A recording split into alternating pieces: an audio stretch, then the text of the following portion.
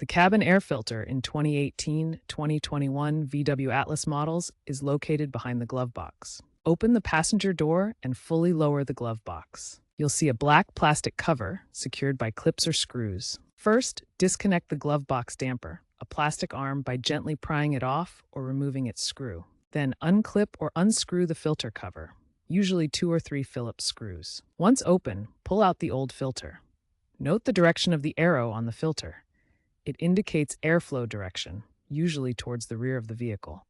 A vacuum cleaner can be used to clean the housing.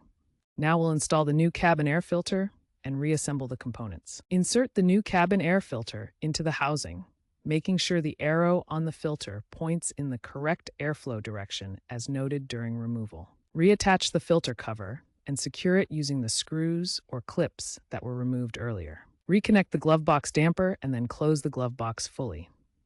The process requires a Phillips screwdriver, optional flathead screwdriver, a new filter, and gloves. It should take 15 to 30 minutes. Regularly change your cabin air filter every 15,000 to 25,000 miles or annually to improve cabin air quality and HVAC efficiency.